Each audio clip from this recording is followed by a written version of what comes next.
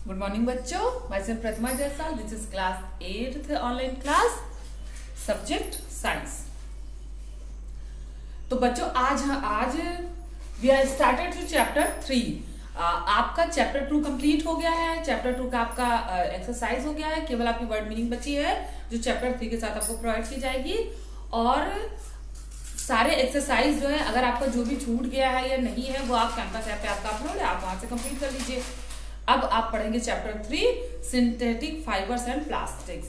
Means synthetic का Hindi means होता है संश्लेषित, यानी कि बनाया हुआ या मैन मेड। तो सिंथेटिक फाइबर के बारे में हम इस चैप्टर में पढ़ेंगे। तो बच्चों अब हम स्टार्ट करते हैं लेसन 3।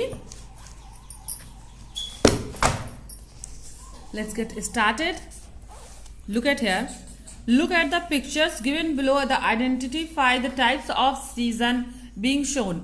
Means इन पिक्चर्स को हम देखेंगे तो ये पिक्चर्स क्या शोन कर रही है। इन पिक्चर के अकॉर्डिंग हम ये समझ पा रहे हैं कि ये किस सीजन में पहनने वाले कपड़े हैं। ये कौन सा मौसम चल रहा है जिसमें बच्चों ने इस टाइप के क्लोथ्स को वियर किया है। तो सबसे पहले हम देखेंगे, ये जो लड़की है, इसने ये पिट्टी गर्ल ने एक फ्रॉक पहनी है और इसने ना अपने हैंड को कवर किया ना अपने लेग्स को कवर किया, और बहुत ज्यादा शाइनी एटमॉस्फेयर, वेदर आपको बहुत ज्यादा शाइनी दिख रहा है। सन जो है एकदम सन जो है शाइन कर रहा है। तो हम इसके अकॉर्डिंग हम इसको हमें ये पता चल रहा है कि ये समर सीजन है, यहाँ गर्मी है, इसलिए बॉडी को कवर नहीं किया जा रहा है। और जो है और भी जैसे है, सर को नहीं कवर किया जा रहा है क्योंकि गर्मी में बॉडी खुली खुली रहनी चाहिए, जिससे एयरेशन होता रहे और स्वेट जो है वो सूखता रहे। और उसके बाद आप देखिए, इसमें इस बच्चे ने रेन कोट पहना हुआ है, इसने अपने आप को कवर पूरी बॉडी को कवर किया है, बूट पहने हुए हैं कि वाटर से इसकी बॉडी बच सके। इसका मतलब ये रेनी सीजन है और ऊपर से बारिश भी हो रही है, इसका मतलब ये रेनी सीजन है। और इसमें देखिए ना रेन है ना सनशाइन है, बट और इस लड़के ने अपने पूरे हैंड को कवर किया है, ग्लव्स से पूरी लेग को कवर किया है, बॉडी कवर किया है, सर को भी कवर किया है।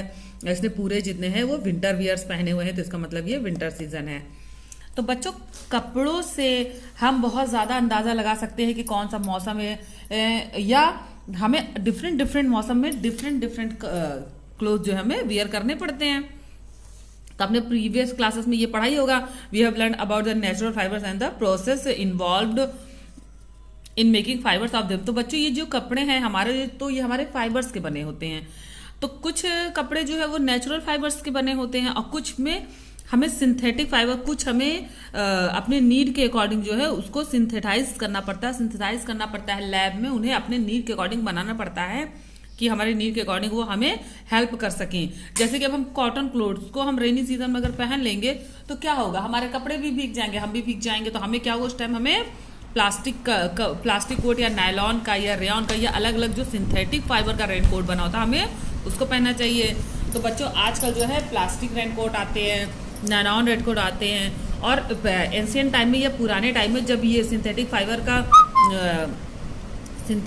का इन्वेंशन नहीं हुआ था, उस टाइम में मोटे कपड़े का खद्दर का रेनकोट पहना जाता था। तो वो बहुत ज़्यादा काम नहीं करता था, थोड़ा बहुत बचाता था, लेकिन ज़्यादा देर अगर बारिश में जाते थे लोग तो वो भी भीग जाता था और लोग भी भीग जाते थे।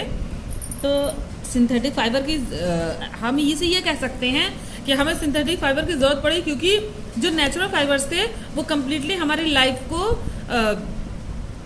प्रोटेक्ट करने में हेल्प नहीं कर पा रहे थे। तो देखिए, जैसे यहाँ पे लिखा है, जो कपड़े हमारे वो नेचुरल फाइबर से बने होते हैं। And various uses of plastic in our day by day life. और जो पन्नी या प्लास्टिक का यूज है वो हमारे जीवन में बहुत ज्यादा होने लगा है। We have also learn the texture of fabric various depend on the properties of fibre. तो हम इस चैप्टर में प्लास्टिक के बारे में और सिंथेटिक फाइबर के बारे में पढ़ेंगे, क्योंकि नेचुरल फाइबर के बारे में आप प्रीवियस क्लासेस में पढ़ चुके हैं। हमें प्लांट या एनिमल सोर्सेज से ऑब्टेन्ड होता है हमें नेचुरल फाइबर, और हम उसे, जैसे कि आप हमारे जैसे वूल है वो हमें एनिमल से मिलता है, या कॉटन हमें प्लांट से मिलता है। हम उसको क्या करते हैं, सिंपल उसको, उन फाइबर्स को हमें कुछ करना नहीं पड़ता, उन फाइबर्स को हम वीविंग करके फिर उसको निटिंग करके हम उसको वीव कर लेते हैं। तो जब हम उसको निटिंग करके धागे में कन्वर्ट कर लेते हैं, उसके बाद फिर उसको बुनाई करके कपड़ों में कन्वर्ट कर लेते हैं। अब सिंथेटिक फाइबर क्या है, सिंथेटिक फाइबर हम कैसे मिलता है हमें, हम सिंथेटिक फाइबर का क्या यूज़ है, कौन कौन सिंथेटिक फाइबर, हम इसके बारे में अब पढ़ेंगे। देखिए, synthetic fibres are obtained by chemical process. तो जो हमारा सिंथेटिक फाइबर, हमने आपको अभी अभी बताया ही कि ये हमें लैब में हमें सिंथेसाइज करना पड़ता है, मैन मेड फाइबर है ये, इसे बनाना पड़ता है, केमिकली इसे फॉर्म्ड करना पड़ता है। तो as they are made by humans beings, तो ये हम लोग बनाते हैं, आदमी द्वारा बनाया जाता है, इसीलिए सिंथेटिक फाइबर को मैन मेड फाइबर भी कहा जाता है। Synthetic fibre also known as man made fibre.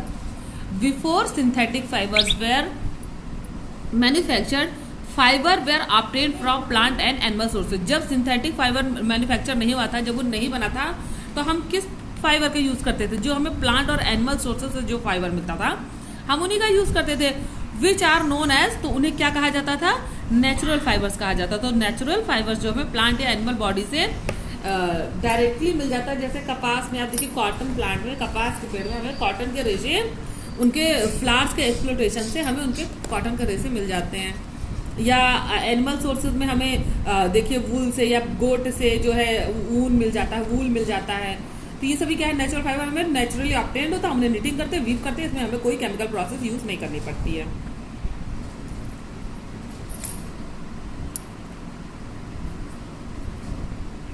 तो नेचुरल फाइबर्स जो है, natural fibres obtain from cellulose which come from plant. तो ये प्लांट में सेल्यूलोज होता है, प्लांट के हर पार्ट में सेल्यूलोज होता है। हम जो वेजिटेबल्स लाते हैं उसमें भी सेल्यूलोज होता है, जो फ्रूट लाते हैं उसमें भी सेल्यूलोज होता है, प्लांट के ट्री में भी सेल्यूलोज होता है, स्टेम में भी सेल्यूलोज होता है। प्लांट के जैसे हमारी बॉडी में प्लाज्मा होता है, जैसे एनिमल बॉडी में ब्लड में प्लाज्मा होता है, एक लिक्विड द्रव होता है प्लाज्मा, एक लिक्विड होता है प्लाज्मा, तो उसी तरह से प्लांट में सेल्यूलोज होता है, एक लिक्विफाइड ऑर्गन है ये, या लिक्विफाइड आप सब्सटेंस समझ सकते हैं इसको, जो एनिमल बॉडी में पाया जाता है, जो प्लांट बॉडी में पाया जाता है। तो natural fibre obtain from cellulose which comes from plant are called cellulose fibre. तो जो नेचुरल फाइबर से हम सेल्यूलोज फाइबर कहते हैं। फिर सर जोसेफ स्वान ने invented in first synthetic fibre, उन्होंने क्या किया था, 1880 में फर्स्ट सिंथेटिक फाइबर ऑब्टेन किया था, जिसका नाम है लाइलॉन। सर जोसेफ स्वान ने 1880 में जो फाइबर ऑब्टेन किया था उसे हम कहते हैं नायलॉन। तो बच्चों, this fibre was obtain from a cellulose liquid which was formed by chemically modifying the fibre in tree bark. तो ये भी सेल्यूलोज लिक्विड से ही पाया गया था। जैसे कभी भी मैंने आपको बताया कि सेल्यूलोज से ही फाइबर बनता है। तो जो प्लांट या एनिमल के सेल्यूलोज होते हैं, तो प्लांट बॉडी में या एनिमल बॉडी में जो सेल्यूलोज होते हैं वो उनका ऐसा सिस्टम होता है, वो ड्राई होकर हमें रेशों के रूप में मिलते हैं। जैसे कि जो हमारा कॉटन प्लांट है, तो कॉटन प्लांट में जो फ्लावर होता है उसके सेल्यूलोज ड्राई होकर रेशों में कन्वर्ट होते हैं और हमें मिलते हैं। या फिर जो एनिमल द्वारा हमें मिलता है, एनिमल फाइबर जो मिलता है आपके एनिमल सोर्सेज से, तो एनिमल सोर्स में क्या होता है, जो वो प्लांट मटेरियल खाते हैं तो सेल्यूलोज उनकी बॉडी में जाता है, तो उसी के अकॉर्डिंग उनको जो टिश्यूज जो है हेयर बनते हैं, तो वो भी सेल्यूलोज का ही पार्ट है। सेल्यूलोज ड्राई होके वहां से हमको मिलता है। तो जो सर जोसेफ स्वान ने क्या किया, सेल्यूलोज लिक्विड ही, प्लांट के सेल्यूलोज लिक्विड को ही यूज किया फाइबर से तैयार करने में। लेकिन वो उन्होंने सेल्यूलोज कहाँ से लिया, modifying the fibre in the tree bark. तो उन्होंने ट्री बार्क यानी पेड़ का जो तना था उसमें जो सेल्यूलोज पाया जाता है, पेड़ के तने से सेल्यूलोज लिक्विड को लिया और उसको केमिकली फॉर्म्ड करके हमें सिंथेटिक फाइबर बनाया। अब देखिए सिंथेटिक फाइबर कैसे बनते हैं। ये देखिए, what are synthetic fibre made up of.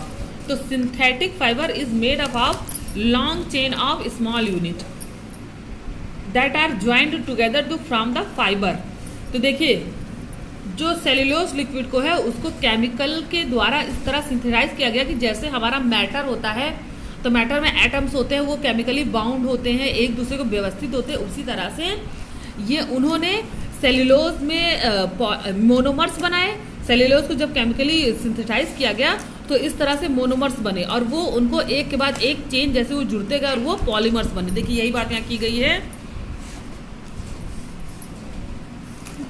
ये देखिए यही बात की है कि synthetic fibre is made up of long chains of small unit. तो ये छोटी छोटी यूनिट की लंबी श्रृंखला है, छोटी छोटी यूनिट की लंबी श्रृंखला है that are joint together to from the fibre. तो छोटी छोटी यूनिट्स यानी छोटी छोटी इकाइयों की एक लंबी श्रृंखला जब आपस में ज्वाइन हुई तो इस तरह से फाइबर बना। तो this long chain of similar kind of small units called polymer. तो ये जो लंबी चेन है जो एक जैसे यूनिट द्वारा बनी है, एक जैसे स्मॉल यूनिट द्वारा बनी है, ये देखिए similar kind of small unit, एक जैसे स्मॉल यूनिट द्वारा जो लंबी चेन बनी उसे हम कहते हैं पॉलीमर। और जब इस चेन को हम सिंगल नाम लेंगे उन्हें कहेंगे monomer. The name polymer is derived from two Greek words, poly meaning many और mer meaning part of a unit. तो ये जो पॉलीमर नाम आया है वो आया है ग्रीक वर्ड पॉली से और मर से। तो पॉली का मतलब होता है कि बहुत सी और मर का मतलब होता है एक चेन या पार्ट ऑफ एक यूनिट। ठीक है, तो बहुत सी चीजों का एक यूनिट, बहुत सी चीजों की एक, आप समझ लीजिए कि बहुत से डिब्बों का एक रेल, इस तरह से। तो उसे हम जैसे हमारे रेल के डिब्बे बहुत से डिब्बे जुड़कर एक रेल बनती है, तो उसी तरह से बहुत से सब्सटेंस, बहुत से एक ही जैसे मोनोमर्स जुड़कर पॉलीमर बनाते हैं, तो इसे हम पॉलीमर कहते हैं। तो each small unit of polymers is chemically substance is called monomers. तो पॉलीमर्स का जो सिंगल इकाई होते हैं, यानी जैसे कि ये पॉलीमर्स हैं तो आप इसे कह सकते हैं कि इसे हम अकेले को मोनोमर्स कहेंगे, और जब ये पूरी चेन के द्वारा चकोर गोल जैसे भी करके जुड़ी है इसे हम मोनोमर्स कहेंगे। इस पूरी श्रृंखला को मोनोमर्स कहेंगे। जैसे अब देखिए ये ऊपर तो आपको अलग दिखा रहा है, लेकिन ये देखिए ये अलग अलग आपको जुड़ा है ना, ये इधर से उधर से जुड़ के इस तरह से एक स्ट्रक्चर डिस्क्राइब कर रहा है, तो इसे हम कहेंगे मोनोमर। पॉलीमर, ये पूरा जो चेन है इसे पॉलीमर कहेंगे, लेकिन ये सिंगल एक एटम को हम मोनोमर कहेंगे। जब इस सिंगल एक एटम की हम बात करेंगे उसे हम मोनोमर कहेंगे। और इस तरह से मोनोमर्स के आपस में जुड़ने की जो प्रक्रिया है उसे हम कहते हैं पॉलीमराइजेशन। देखिए ये देखिए आपको ये यहाँ तक समझ आ गया, substance is called a monomer. तो जो सिंगल यूनिट सब्सटेंस है हम मोनोमर कहते हैं। फिर the process in which small monomers link together to from a long chain is called polymerisation. तो ये जो छोटे छोटे यूनिट्स एक साथ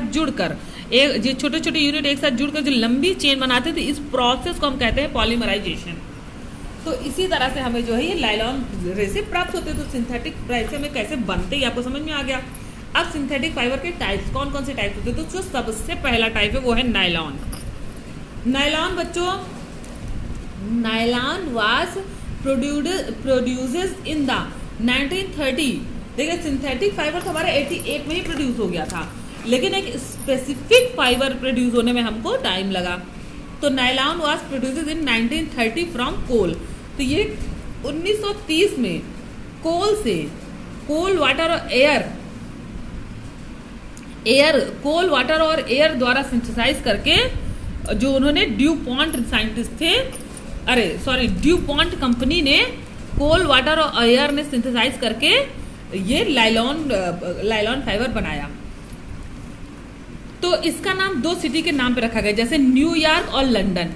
तो न्यूयॉर्क से NY लिया गया और लंदन से LON लिया गया और बन गया नायलॉन। ये लंदन से LON लिया गया। तो ये जो फर्स्ट क्योंकि इन दो सिटी के नाम पर इसका नाम रखा, क्योंकि ये जो फाइबर था ये इन्हीं दोनों शहर में पहले ही मार्केटेड किया गया था, इन्हीं दोनों शहर में पहले बेचा गया था। तो it was the first synthetic fibre that was used commercially in a large scale. तो ये जो पहला सिंथेटिक फाइबर नायलॉन है जो कमर्शियली बहुत ज़्यादा यूज़ किया जाता है। आप सोचिए हमारे जितनी भी होजरी क्लॉथ हमने सुना होगा, होजरी क्लॉथ जिसे कहते हैं इंडिया में, तो वो नायलॉन के रेसे और कॉटन रेसे मिक्स करके बने होते हैं। आप देखिए तो उसके क्यों गुण है, क्यों नायलॉन हमें बहुत ज़्यादा अच्छा लगा, हम बहुत ज़्यादा यूजफुल हुआ, तो इसकी प्रॉपर्टीज हम पढ़ेंगे। ठीक है, it is more elastic than natural fibres. तो ये नेचुरल फाइबर से ज़्यादा इलास्टिक था, या ज़्यादा इसके अंदर प्रत्यास्था थी, या ज़्यादा खिंचाव था इसके अंदर। इलेक्ट्रिसिटी मतलब बच्चों जो किसी चीज़ को खींचो तो वो खींच जाए, जब छोड़ो तो अपने वापस अवस्था में वापस आ जाए, उसे हम उसका इलेक्ट्रिसिटी कहते हैं। तो ये जो ये मोर देन ये बहुत ज़्यादा इलास्टिक होता है, बहुत ज़्यादा प्रत्यास्थ होता है, या नेचुरल फाइबर से ज़्यादा खींचता है। It is stronger than the steel wire, और ये एक स्टील वायर के जितना स्ट्रॉन्ग होता है। इसे हम जैसे स्टील वायर को हम हाथ से नहीं खींच के तोड़ सकते हैं, हमें उसके लिए किसी कैंची या कटर का यूज़ करना पड़ेगा स्टील वायर को, तो उसी तरह से नायलॉन भी इतना ही पावरफुल है कि उसको हम ऐसे सिंपल हाथ से बहुत मुश्किल से तोड़ सकते हैं। और it is wrinkle resistant and wear resistant, so lasts for a long time. तो ये रिंकल रेजिस्टेंस है, ये मुड़ता उड़ता नहीं है। जैसे कॉटन क्लोथ में क्या होता है, जरा सा भी थोड़ा प्रेशर पड़े या थोड़ा सा उसमें दाब पड़े तो मुड़ जाता है, जिस तरफ से दबाओ उसी तरफ से। लेकिन इसमें क्या होता है कि ये रिंकल फ्री होता है, रेजिस्टेंस फ्री होता है, पहनने पर ये स्वेट ऑब्जॉर्व नहीं करता है। तो इस पहनने पर ये स्वेट ऑब्जॉर्व नहीं करता, तो वियर रेजिस्टेंस भी होता है कि इसमें तो हमारे बॉडी के किसी भी एंजाइम या केमिकल के द्वारा जो है इसमें कोई नुकसान नहीं होता है। तो इस तरह से ये बहुत लंबे समय तक चलता है। The garment made from लाइलॉन dry quickly, और जो लाइलॉन से बने जो कपड़े होते हैं वो जल्दी सूख जाते हैं। एज इज ऑब्जर्व वेरी, क्योंकि ये पानी बहुत कम ऑब्जर्व करता है इसलिए ये जल्दी सूख जाते हैं। और ये लक्सीरियस होता है इन अपीयरेंस, और ये इसमें शाइन बना होता है। लक्सीरियस मतलब उसमें शाइन बना होता है, अच्छा मतलब चमकदार होता है। इसका रेशा जो है, इसका फाइबर चमकदार होता है, तो जब इसके क्लोथ होते हैं वो हमेशा चमकते रहते हैं। और सभी लोग जो है वो सुंदर चमकते हुए कपड़े पहनना पसंद करते हैं, मतलब वो शाइनी दिखता है, साफ साफ दिखता है। और it is not attracted by moth and malls, और ये जो छोटे छोटे कीड़े हैं उनको अट्रैक्ट भी नहीं करता है। हमारे बहुत से रेशे हैं जो मॉथ वॉथ को अट्रैक्ट करते हैं, तो हम पहनने वाले को दिक्कत होता है। नायलॉन फाइबर बर्न स्लोली, और ये धीरे धीरे जलता है। And then shrink away from the flame forming a bead. ये क्या होता है कि जब इसको जलाओ तो ये जलता नहीं है और श्रिंक हो जाता है, एक तरफ से सिकुड़ने लगता है और श्रिंक हो जाता है, लेकिन ये पूरी तरह मतलब जलता नहीं है, और श्रिंक होकर वो फ्लेम को बुझा देता है।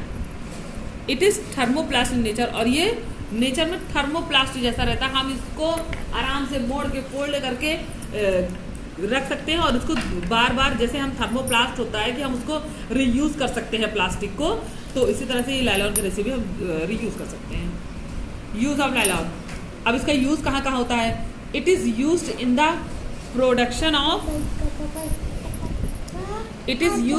Production of textiles like saris. अभी ऊपर बताया कि हमसे कपड़े बनाते हैं, इसको कपड़े में इसका जो है उपयोग बहुत ज़्यादा करते हैं, क्योंकि ये बहुत ज़्यादा इलेक्ट्रिसिटी भी इसमें रहती है, शाइन भी बना होता है। तो ज़्यादातर लोग चाहते हैं कि हम चमकदार अच्छे कपड़े पहने, तो इसलिए लाइलॉन रेशो का यूज़ करना पड़ता है। तो इसका कहाँ यूज़ होता है, टेक्सटाइल में, जहाँ साड़ी शर्ट एक्सेट्रा में होता है। It is use for making fishing nets, तो ये जो मछली पकड़ने का जाल होता है उसको बनाने में इसका यूज़ होता है, या टेंट बनाने में, पैराशूट बनाने में, रस्सियाँ बनाने में। देखो लाइलॉन की रस्सियाँ आती है जो काफ़ी मजबूत होती हैं। ड्यू टू इस इलेक्ट्रिसिटी, इसकी इलेक्ट्रिसिटी के कारण it is use to make socks and stockings, तो ये सॉक्स और स्टॉकिंग्स बनाने का काम आता है। It is also use to make toothbrush, brushes, combs, zip, fasteners, वो जिप का हुक बनाने, इस तरह के और भी बहुत से मशीन पार्ट बनाने के काम आता है। ये देखिए फिगर बना, आपका ब्रश में जो भी आपका ब्रश है, ब्रश के जो तीत बने होते हैं ये नायलॉन के बने होते हैं, या नायलॉन की रस्सी या पैराशूट। चलिए अब हम बात करेंगे रेयॉन की। लाइलॉन और रेयॉन जो है सेम टाइप के सिंथेटिक फाइबर हैं, बस इनमें बहुत थोड़ा ही अंतर है, बहुत थोड़ा अंतर है। अभी हम पढ़ेंगे तो जानेंगे। सबसे पहले हम ये साइंटिस्ट के बारे में जानते हैं। अभी the first synthetic fibre nylon was made by American chemist WH कैरोथर्स ने किया था। WH कैरोथर्स ने इन्होंने किया था, और एक कंपनी का नाम था जो हमने अभी भी पीछे पढ़ा, किस कंपनी द्वारा इसको बनाया गया था, ड्यूपॉन्ट कंपनी। ये देखिए ड्यूपॉन्ट कंपनी, और जो साइंटिस्ट हमारे थे WH कैरोथर्स। उसके बाद German chemist Hermann Staudinger won the Nobel Prize in the year 1953 for this contribution in the development of plastic. और ये जो हमारे हरमन स्ट्रेडिंगर हैं, इन्होंने प्लास्टिक का आविष्कार किया था। इन्होंने इस ऐसा फाइबर बनाया प्लास्टिक जो 1000 ईयर जो है वो डिजॉल्व नहीं होता है एटमॉस्फेयर में। जैसे हमारे जितने भी सेल्यूलोज हैं एटमॉस्फेयर में डिजॉल्व हो जाते हैं, हमारे नेचुरल फाइबर भी डिजॉल्व हो जाते हैं, लेकिन प्लास्टिक 1000 ऑफ ईयर जो है वो नेचुरली डिजॉल्व नहीं होता है। तो उस टाइम तो ये काफ़ी अच्छा हमारे लिए इन्होंने इन्वेंशन किया था, लेकिन हमने क्या किया, उसका दुरुपयोग किया। हर जगह हमने प्लास्टिक का यूज़ किया, जिससे क्या हुआ, पोल्यूशन फैलने लगा। तो इसके लिए ये जो इन्होंने हारमान स्ट्रेडिंगर को नोबेल प्राइज मिला था। अब हम रेवान की बात करें, it is obtained from the chemical treatment of wood pulp. तो जैसे नायलॉन है वो ट्री बार्क के सेलुलोज सिरप द्वारा मिला गया था। ट्री बार्क का जो केमिकली सेलुलोज सिरप जो निकाला जाता है, उससे नायलॉन बनाने के लिए एक सिरप, येलो सिरप एक स्ट्रक्चर मिलता है, उससे बनाया जाता है। और रेयॉन को क्या किया है, वुड पल्प, लकड़ी को एकदम पल्प बना के उससे इसको बनाया गया है। तो rayon resemble silk in appearance, texture and shine. तो ये देखने में सिल्क, रेशम जैसा लगता है। इसका टेक्सचर और शाइन जो है बिल्कुल रेशम जैसा है। आपने देखा है कि रेशम एक चमकदार नेचुरल फाइबर है जो सिल्क मॉथ द्वारा बनाया जाता है। तो जो रेयॉन है ये लकड़ी को पल्प बना के, वुड पल्प द्वारा बनाया जाता है, और इसका जो टेक्सचर या जो ये देखने में होता है वो सिल्क के जैसे है। तो इसे हम आर्टिफिशियल सिल्क भी कहते हैं। तो rayon is prepared from cellulose that is broken down and reform. तो ये भी सेल्यूलोज का बना है, क्योंकि प्लांट बॉडी में हमने बताया सेल्यूलोज होता है, जब इसको पल्प बनाया जाता है तो सेल्यूलोज तो उसमें रहता है, तो उससे ये फॉर्म्ड होता है। और इसे रीजनरेटेड फाइबर कहते हैं, क्योंकि ये एक बार सेल्यूलोज को हम पूरा पल्प बनाते हैं और फिर से बनाते हैं, तो हम एक तरह से नया निर्माण करते हैं, दोबारा से पुनः बनाते हैं, तो इसे रीजनरेटेड फाइबर कहते हैं। अब इसका रेयान की प्रॉपर्टी पढ़ लें। It is strong and good absorbent. तो ये स्ट्रॉन्ग भी है, ये अब्जॉर्ब भी करता है। So cloth made of rayon are preferred over other synthetic fibre in summer. तो गर्मियों के कपड़े हमें जो है वो रेयान द्वारा बनाए जाते हैं, क्योंकि ये ज़्यादा से ज़्यादा पानी अब्जॉर्ब करता है। तो जब हम अगर इसके कपड़े गर्मी में पहनेंगे तो ये स्वेट भी अब्जॉर्ब करेगा। It Burns at the high temperature with the smell of burning. तो ये बहुत तेज टेम्परेचर पे बहुत धीमे धीमे जलता है, केवल बर्निंग की स्मेल आती है। बट डज नॉट मेल्ट, लेकिन ये जल के आग नहीं पकड़ता, ये मेल्ट नहीं होता, इसलिए अदर उसको आग नहीं पकड़ाता है। It has a soft silky touch and drape well. तो ये बहुत ज़्यादा सॉफ्ट और सिल्की होता है, तो हम इसे रेशम के जो हमारा रेशम का सिल्क का क्लोथ ज़्यादा यूज़ होता है उसके स्थान पे हम इसे यूज़ करेंगे। तो ये हमें ज़्यादा फायदेमंद इसलिए रहेगा क्योंकि ये लॉन्ग टाइम तक चलेगा, मजबूत है। और जो रेशम है वो नेचुरल फाइबर है, तो उसकी कंसिस्टेंसी कम होगी, तो वो उतना ज़्यादा टाइम तक नहीं चलेगा। It wrinkles easily and made stretch और श्रिंक व्हेन वॉश्ड। लेकिन इसकी क्या प्रॉपर्टी है कि ये इजली रिंक हो जाता है। जैसे कॉटन क्लोथ हमें इजली रिंकल्स लेते हैं, मुड़ तुड़ जाते हैं, तो वैसे ये भी जल्दी मुड़ तुड़ जाता है और धोने में भी इसमें स्क्रैचेस आ सकते हैं। यूज़ ऑफ रेयान, अब इसका यूज़ कहाँ होता है। It is mixed with cotton 50%। तो इसमें क्या करते हैं, 50% कॉटन मिलाया जाता है। And use to make dress, तब इसके कपड़े बनाए जाते हैं, क्योंकि इसके सारे गुण तो अच्छे, लेकिन क्या होता है, रिंकल हो जाता है, अच्छे लगता है। हम ऐसे कपड़े नहीं पहनना चाहते कि जो जल्दी मुड़ जाए। हम चाहते हैं हमारे कपड़े हमेशा वेल ड्रेस्ड बने रहे, प्रेस रहे, आयरन दिखें। तो इसे 50% कॉटन के साथ मिक्स किया जाता है और फिर कपड़े बनाए जाते हैं। इसको इस रेयान द्वारा एप्रन बनता है, कैप्स बनते हैं, तो ये सभी रेयान द्वारा बनाए जाते हैं। It is use in medical field in making gauge. Medical field में ये बैंडेज वगैरह बनाने के काम आता है। बैंडेज आपने देखा ना, जाली का बैंडेज होता है, तो बैंडेज के बनाने के काम आता है।